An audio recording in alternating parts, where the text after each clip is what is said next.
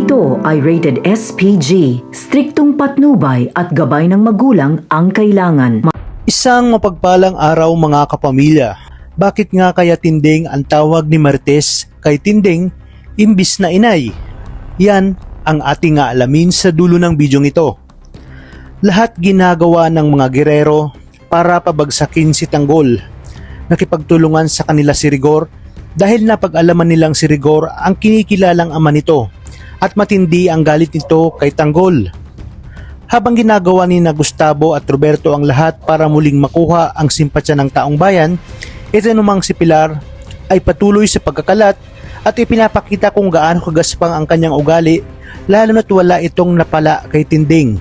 Patuloy na ring ipinagkakalat ni Roda sa kanyang mga kaibigan at kakilala ang ginawang pang-iinsulto sa kanya ni Pilar. Sa kabilang banda, muling nagkita ang maglola na sina Tanggol at Tinding at nalaman ni Tinding natatakbo itong vice mayor.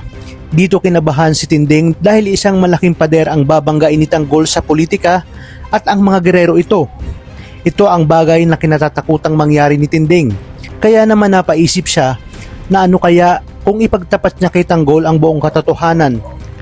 Ngunit natatakot siya sa pwedeng mangyari dahil tiyak umanong malaking gulo ito. Gayunpaman, nagpaalam na siya kay Tanggol upang magsimba para ipagdasal ang malaking laban na kakaharapin ng kanyang apong si Tanggol. Ipagdadasal niya umano, nagabayan at protektahan ng poong Nazareno si Tanggol. Kampante na si Tinding dahil buong akala niya titigilan na siya ni Pilar.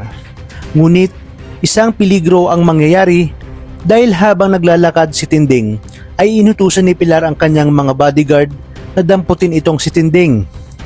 Sa mga oras na yun ay papaalis na din si Tanggol at kitang-kita niya kung paano sa pilitang isama at nagpupumiglas ang kanyang lola Tinding. Hindi nagsayang ng oras si Tanggol at agad na tinulungan ang kanyang lola Tinding. Walang nagawa ang mga bodyguard ni Pilar, lalo pat wala naman silang binatbat sa mga ito labang kay Tanggol. Kitang-kita ni Pilar kung paano tulungan ni Tanggol itong si Tinding. Kaya naman, nang makita ni Tinding na papalapit na itong si Pilar, ay agad nga nitong sinabi kay Tanggol na maayos na siya at pilit na pinapalayo itong si Tanggol.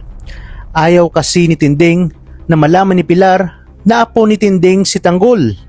Ngunit may magagawa pa kaya si Tinding kung ang tadhana na ang gumagawa ng paraan para malaman ng mga gerero na apo pala ni Tinding itong si Tanggol. Sa kabilang banda, nagkaharap na sina Tinding at Gustavo. Hindi niya aakalain na anak ni Tinding si Marites dahil Tinding nga ang tawag ni Marites kay Tinding imbis na inay. Ito ang sinabi ni Tinding ng bata pa si Marites upang walang ibang makaalam na anak niya ito. Dahil sa ganitong paraan, maililigtas niya at mailalayo niya ito sa mga gerero.